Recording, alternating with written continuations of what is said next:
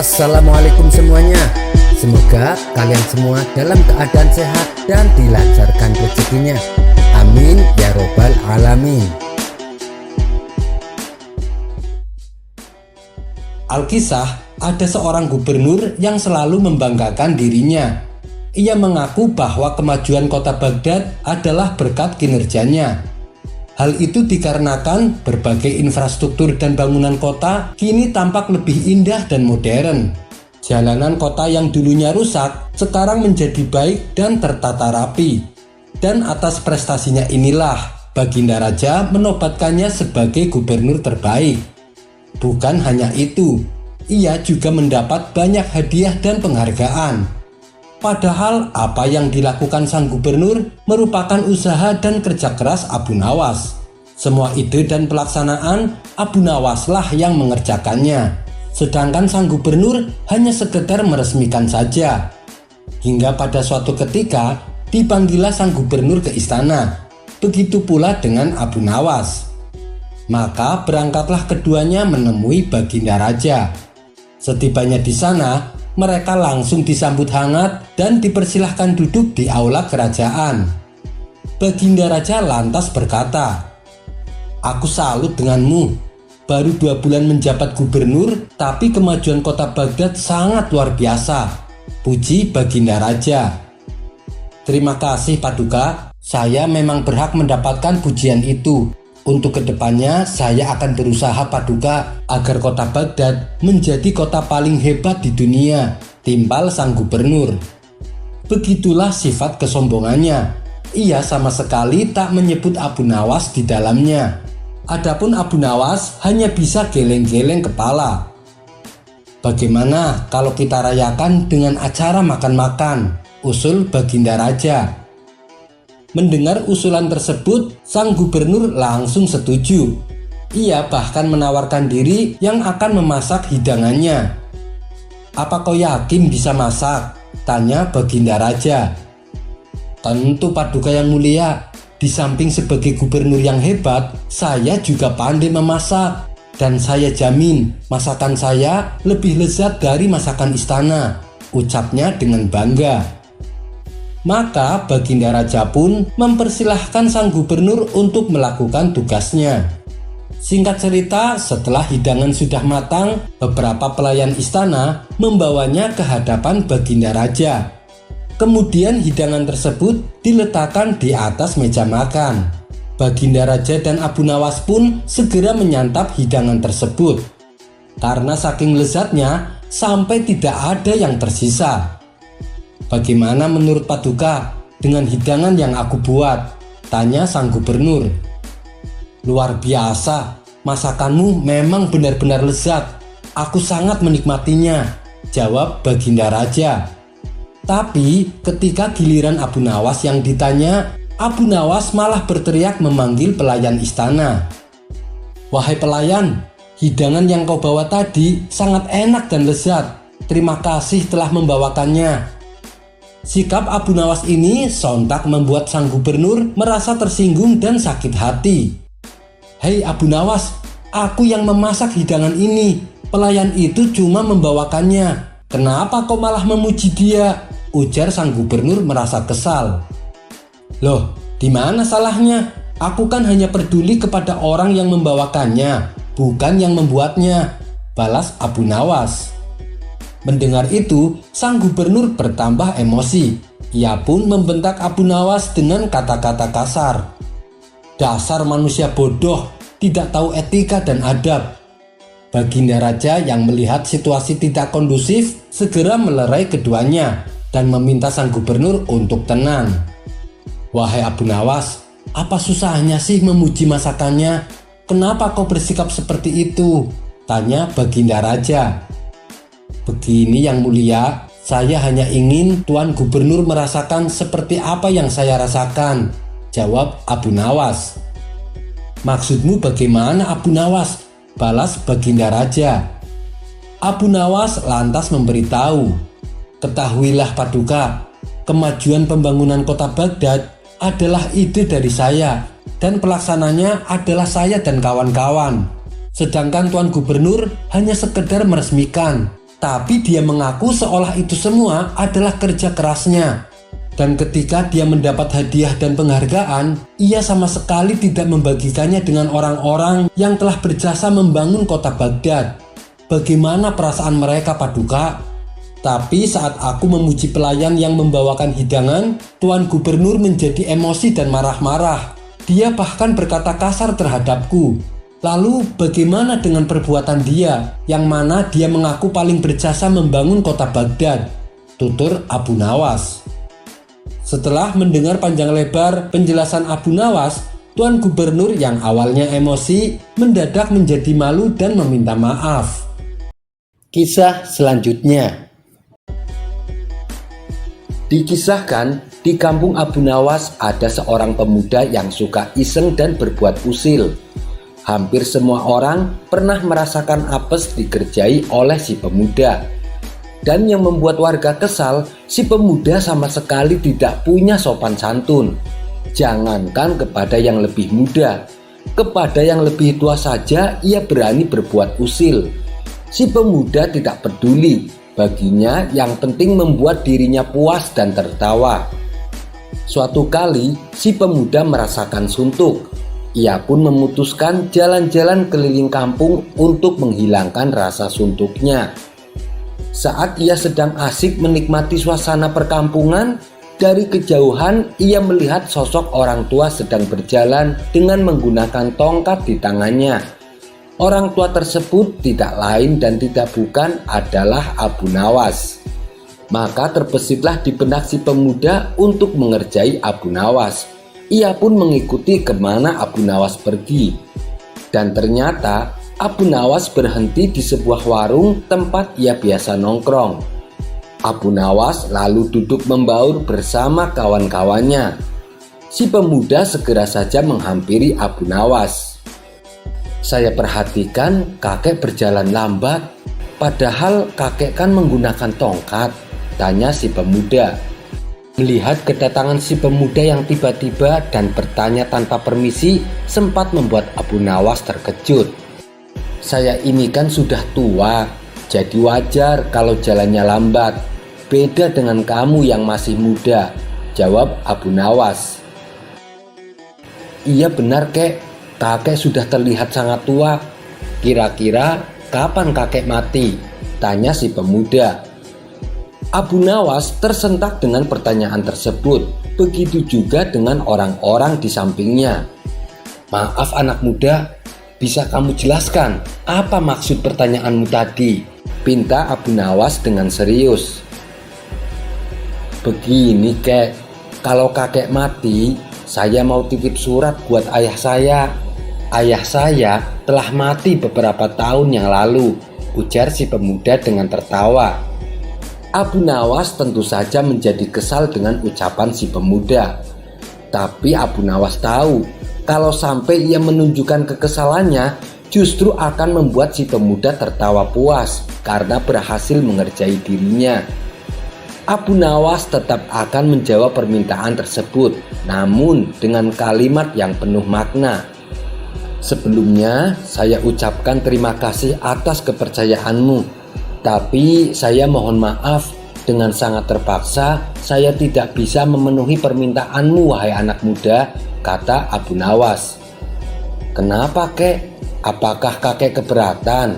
Suratnya nanti saya selipkan di kain kafanmu, ucap si pemuda mencoba meledeknya kembali. Bukan masalah itu, sebab kalau saya nanti mati, saya tidak tahu arah jalan menuju neraka jahanam. Tapi jangan khawatir anak muda, saya punya solusinya. Lebih baik kau pergi saja ke negara Mesir. Nanti surat yang akan kau berikan kepada ayahmu, kamu bisa titipkan sama Fir'aun.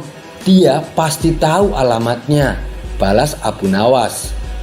Spontan saja ucapan Abu Nawas ini mengundang gelak tawa orang-orang di sana. Mereka tak henti-hentinya tertawa terpingkal-pingkal. Sementara si pemuda mukanya mendadak berubah pucat karena menahan malu. Ia pun langsung meloyor pergi meninggalkan Abu Nawas. Kisah selanjutnya. Pada suatu hari, di kerajaan Raja Harun al-Rasyid telah terjadi huru-hara. Rakyatnya tidak lagi mendapatkan ketenangan seperti biasanya karena telah terjadi penculikan dan pembunuhan yang misterius. Raja dan para prajurit akhirnya mengetahui bahwa huru-hara tersebut bukan datang dari musuh, melainkan dari dalam istana sendiri yang diotaki oleh para menterinya. Akan tetapi, raja sangat kesulitan untuk mencari siapa yang bersekongkol terhadap tindakan penculikan dan pembunuhan tersebut, karena semua para menterinya terlihat taat kepadanya. Lalu terbesitlah nama Abu Nawas dalam pikiran Baginda Raja. Abu Nawas pasti bisa mengungkap kasus ini, ujar Baginda dalam hati. Dari itu maka dipanggillah Abu Nawas ke istana. Ada gerangan apa Paduka Yang Mulia memanggil hamba? Tanya Abu Nawas. Begini Abu Nawas, akhir-akhir ini marak kejadian pembunuhan dan penculikan, dan ini jelas membuat rakyatku dicekam ketakutan. Kemudian secara diam-diam aku menyuruh beberapa prajurit untuk mengusut kasus tersebut. Barulah diketahui teror itu justru didalangi oleh orang dalam istana. Ada salah satu menteri saya yang ingin membuat citra kepemimpinan saya buruk. Dengan begitu, dia akan mudah menghasut para rakyat untuk mengkudeta saya. Tapi saya kesulitan. Siapakah menteri yang berkhianat tersebut? Karena para menteri istana semua terlihat taat kepadaku. Oleh sebab itu, saya butuh bantuan kamu untuk memecahkan kasus ini. Saya ingin tahu siapakah menteri yang berani berkhianat kepadaku. Saya yakin dengan kecerdikanmu kamu pasti bisa, kata sang raja berharap. Ini berarti ada musuh dalam selimut Paduka Yang Mulia, tukas Abu Nawas. Iya benar, dan tugasmu adalah untuk mengungkap siapa musuh itu, balas sang raja. Abu Nawas kembali berkata, ini kasus yang cukup rumit dan perlu kehati-hatian. Kita tidak boleh gegabah dalam mengambil keputusan. Kalau sampai salah menuduh, bisa-bisa itu jadi bumerang bagi Paduka Yang Mulia. Paduka dengan mudah akan bisa dilengsarkan. Begini saja Paduka, beri waktu saya sehari untuk mencari cara yang tepat. Baginda Raja menjawab, baiklah Abu Nawas, saya turuti permintaanmu. Abu Nawas pun lalu mohon diri untuk pamit pulang. Setibanya di rumah, Abu Nawas terus berpikir keras untuk menemukan cara yang terbaik. Belum lagi ketemu jalan keluar, Abu Nawas malah tertidur karena kelelahan. Pada keesokan harinya, ketika ia hendak sholat subuh, Abu Nawas tersadar bahwa ia masih punya tugas dari Baginda yang belum terjawab. Yang terpenting sholat dulu, urusan kerajaan biarlah nanti saja, pikir Abu Nawas. Ia pun mencari sorban untuk menunaikan sholat subuh. Secara tak sengaja ia menemukan sorban lawas. Sorban lusuh yang menebar aroma tidak sedap. Sorban itu memang telah lama tidak dicuci oleh sang istri. Sorban bau apek inilah yang membuat otak Abu Nawas mendapatkan ide. Abu Nawas menemukan cara yang tepat untuk mengungkap kasus yang dialami Baginda Raja. Setelah sholat subuh, Abu Nawas pun segera bergegas menuju istana menghadap Raja Harun al-Rasyid. Sebelum melancarkan tipu muslihatnya, Abu Nawas meminta Baginda Raja bersandiwara seolah-olah telah memiliki sorban sakti. Sang raja pun setuju dan melakukan apa yang telah diperintahkan oleh Abu Nawas. Setelah itu, maka dikumpullah kelima menterinya untuk menghadap. Di hadapan para menteri itu, Baginda Raja mengatakan bahwa ia telah mendapatkan hadiah berupa sorban sakti, hasil pemberian dari kerajaan lain. Dan salah satu kesaktian sorban itu adalah bisa menentukan masa depan kerajaan di masa yang akan datang. Wahai para menteriku, bantulah aku untuk menentukan masa depan negeri ini, titah Baginda Raja. Bagaimana caranya wahai Baginda Raja? Tanya salah seorang menteri. Masing-masing dari kalian coba ciumlah sorban hadiah ini secara bergantian. Apabila berbau harum, maka kerajaan ini akan abadi. Namun apabila baunya busuk, maka kerajaan ini tidak akan lama lagi akan segera runtuh, jelas sang raja. Sesuai dengan perintah raja, para menteri satu persatu memasuki ruangan untuk mencium sorban sakti tersebut. Setelah semuanya telah mendapatkan giliran, maka dikumpullah lagi menteri-menterinya itu. "Bagaimana baunya?" tanya Baginda Raja. "Sorban ini baunya sangat harum, Paduka Yang Mulia. Niscaya kerajaan ini akan abadi," jawab menteri pertama. Menteri kedua dan menteri ketiga juga menjawab yang sama, seperti apa yang dikatakan oleh menteri yang pertama. Intinya adalah mereka berusaha untuk membuat Baginda Raja senang.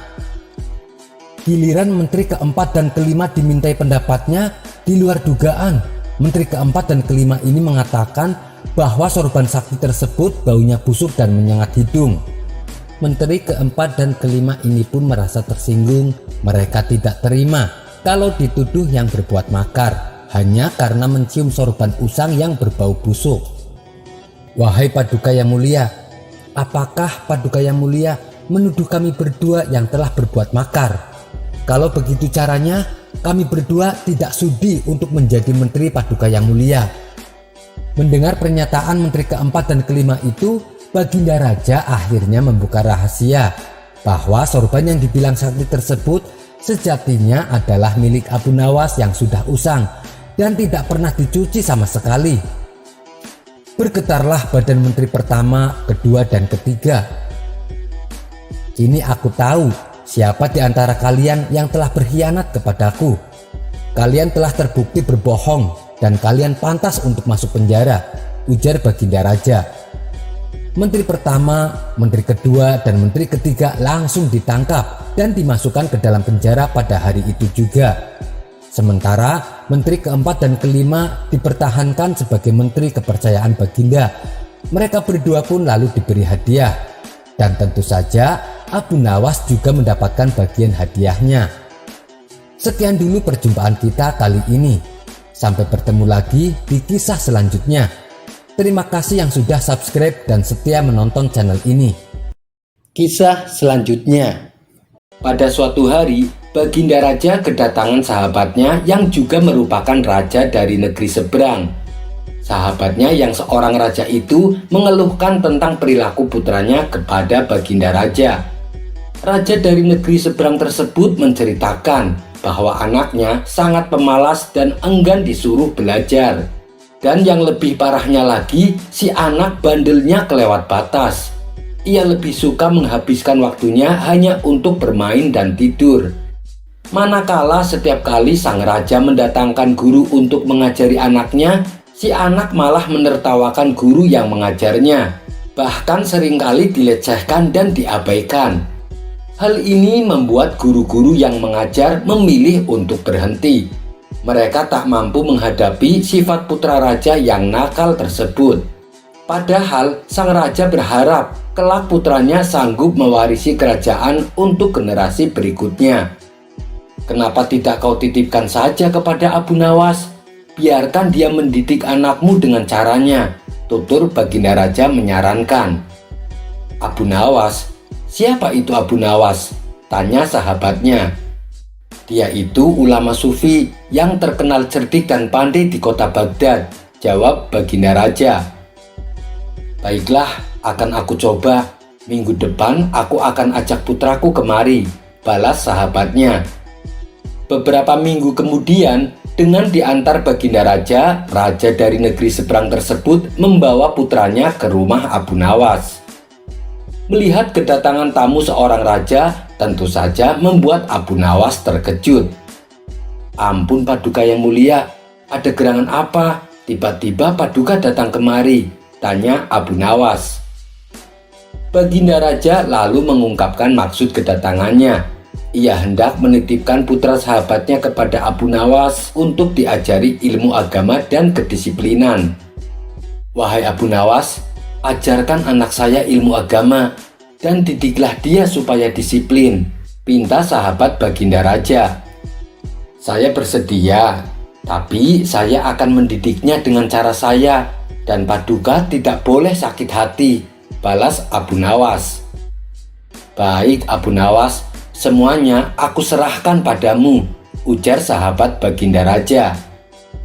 Singkat cerita, maka pulanglah Baginda Raja dan sahabatnya.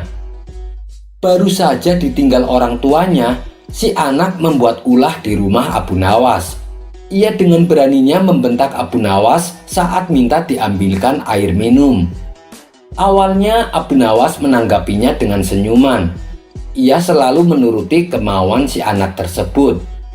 Hingga pada suatu hari, tiba-tiba Abu Nawas memukul si anak cukup keras. Padahal ia tidak melakukan kesalahan apapun. Sejak saat itulah si anak menjadi takut kepada Abu Nawas. Sifatnya yang bandel dan suka malas-malasan mendadak berubah menjadi penurut dan rajin. Beberapa tahun kemudian, orang tuanya datang untuk menjemput sang putra mahkota. Si anak kini menjadi pribadi yang sopan.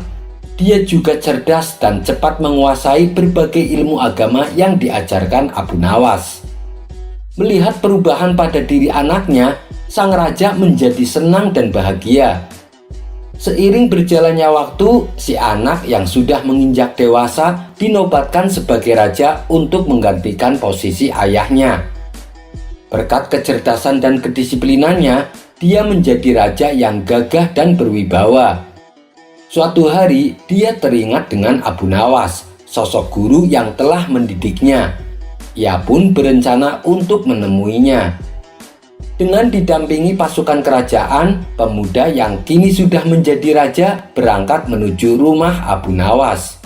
Setibanya di sana, ia langsung disambut hangat dan dipersilahkan masuk oleh Abu Nawas. Setelah cukup lama berbincang-bincang, ia lalu bertanya kepada Abu Nawas, "Guru, aku mau bertanya, masih ingatkah suatu hari guru memukulku? Padahal aku tidak bersalah waktu itu. Atas dasar apa guru melakukannya?" Sekian tahun lamanya, ternyata sang murid masih menyimpan pertanyaan tentang kenangan pahit dari sang guru. Mendengar pertanyaan tersebut, Abu Nawas menjawabnya dengan tersenyum. "Aku sudah lama menunggu datangnya hari ini, di mana kamu bertanya tentang pukulan itu. Sekarang kamu tahu bahwa pukulan kezoliman itu membuatmu tak bisa melupakannya begitu saja. Ia terus mengganggumu setiap waktu. Maka ini adalah pelajaran untukmu di hari ketika kamu menjadi pemimpin seperti sekarang. Jangan pernah sekalipun menzalimi masyarakatmu, karena mereka tak pernah bisa tidur dan tak pernah bisa lupa pahitnya kezoliman." Setelah mendapat penjelasan tersebut, sang raja yang baru itu merasa puas, sekaligus mendapat wejangan yang sangat berharga. Kisah selanjutnya. Pada suatu ketika, Abu Nawas bersama beberapa orang temannya sedang duduk bercerita. Setelah mereka selesai mengikuti sholat maghrib berjamaah, mereka bercerita tentang masalah keagamaan. Kebetulan mereka menyinggung suatu masalah yang mengatakan bahwa orang buta tidak berdosa karena pintu masuknya dosa tertutup baginya. Alasannya, sebab mata inilah yang selalu melihat ke sana kemari yang dapat mendatangkan dosa. Akan tetapi Abu Nawas tidak menyetujui pendapat tersebut dan berniat akan membuktikannya. Keesokan harinya, Abu Nawas berjalan-jalan dengan maksud untuk bertemu dengan orang buta. Dia mau membuktikan pendapatnya bahwa orang buta bisa juga berbuat dosa. Ia pun menyiapkan kantong dan mengisinya dengan uang. Tidak beberapa lama Abu Nawas berjalan, ia benar-benar menemukan orang buta. Abu Nawas memperhatikan gerak-gerik orang buta yang sedang berjalan dengan tongkatnya. Kemudian Abu Nawas berpura-pura menjadi orang buta. Ia berjalan sambil membawa tongkat. Lalu Abu Nawas sengaja menabrakkan dirinya kepada orang buta tersebut. Ia pun pura-pura mengeluh, "Aduh, sungguh malang nasibku sebagai orang buta.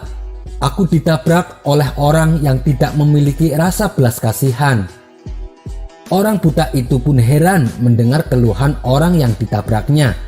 Lalu ia berkata, "Maaf, saya juga orang buta. Saya tidak dapat melihat dan hanya dapat berjalan dengan bantuan tongkat ini. Sekali lagi saya mohon maaf karena saya sungguh-sungguh tak sengaja," ujar orang buta tersebut. "Oh, engkau juga orang buta ya?" tanya Abu Nawas pura-pura tidak tahu. "Iya, saya buta. Peganglah tongkatku ini." Orang buta harus memakai tongkat untuk berjalan, balas orang buta itu. Maka disuruhlah Abu Nawas memegang tongkatnya. Begitu pula sebaliknya. Si buta juga meraba tongkat Abu Nawas untuk membuktikan bahwa orang yang ditabraknya adalah benar-benar orang yang buta. Abu Nawas kemudian berkata, "Kalau begitu kita senasib wahai saudaraku. Bagaimana kalau kita mencari rizki bersama-sama?" Orang buta itu pun menyetujui ajakan Abu Nawas. Lalu mereka berjalan beriringan. Orang buta itu yakin bahwa orang yang ditabraknya itu juga orang buta yang senasib dengan dia. Keduanya pun saling memaafkan dan terus berjalan bersama mencari rizki. Di tengah perjalanan, Abu Nawas berpura-pura mau kencing dan meminta tolong kepada si buta agar kantongnya yang penuh berisi uang dipegangkan dulu baik-baik. Sementara Abu Nawas berpura-pura kencing, ia terus memperhatikan tingkah laku si buta. Tampaklah si buta sedang meraba-raba kantong Abu Nawas hingga terbesit niat jahat di hatinya. "Wah, kantong ini banyak sekali uangnya. Lebih baik aku mengambilnya lalu pergi. Pasti ia tak dapat mencariku karena ia juga orang buta," pikir si buta tersenyum. Ia lalu meninggalkan Abu Nawas dan mencari tempat persembunyian agar si Abu Nawas tidak dapat menemukannya. Dalam situasi demikian, Abu Nawas berpura-pura mencari si buta dan meminta pertolongan kepada Tuhan. "Ya Allah, malang benar nasibku. Tadi saya ditabrak orang. Sekarang uang saya dicuri oleh orang. Sial benar nasibku ini. Ya Allah, semoga orang yang mengambil uang saya terkena lemparan batu ini, biar dia tahu rasa." Setelah itu, dengan jitu Abu Nawas melempar batu ke arah si buta dan persis kena kepalanya. "Aduh, aku kena," rintih si buta kesakitan. Hal ini membuat si buta kelabakan. Ia pun segera beranjak pergi mencari tempat lain untuk bersembunyi. Akan tetapi Abu Nawas yang berpura-pura buta itu mengikuti si buta kemanapun ia pergi. Setelah dekat, Abu Nawas kembali memohon kepada Tuhan. "Ya Allah, semoga orang yang mengambil uangku terkena lagi lemparan batu pada kepalanya." Tak lama kemudian terdengar lagi suara kesakitan dari si buta. "Aduh, aku kena lagi," rintih si buta sambil memegangi kepalanya yang benjol. Si buta pun jadi panik dan heran. Kenapa doa temannya itu selalu terkabul? "Ah, mungkin itu hanya kebetulan saja," ujar si buta menghibur diri. Lalu ia menghindar lagi dan terus menghindar. Tetapi Abu Nawas tetap mengikutinya. Secara berturut-turut, Abu Nawas berdoa lagi sambil melakukan lemparan beruntun kepada si buta dan selalu tepat mengenai kepalanya. Setelah terkena lemparan batu beruntun, si buta berpikir, mengapa semua sasaran yang dilemparnya selalu tepat mengenainya? Ia pun mulai curiga. Lama berpikir, akhirnya ia mencoba untuk mengenali suara orang yang bersamanya. Barulah ia tersadar bahwa orang yang bersamanya adalah Abu Nawas yang mencoba mempermainkannya. Antara marah dan was-was, si buta berkata, "Kamu Abu Nawas kan? Kamu hanya pura-pura buta untuk mempermainkan aku. Ambillah kantong uangmu ini." Akhirnya si buta itu menyerahkan kantong itu kepada Abu Nawas. Si buta jadi menyesal dan malu dengan perilakunya. Sementara Abu Nawas sendiri pulang sambil tersenyum kegelian. Ia puas karena dapat membuktikan bahwa orang buta dapat juga berbuat dosa. Sekian dulu perjumpaan kita kali ini. Sampai bertemu lagi di kisah selanjutnya.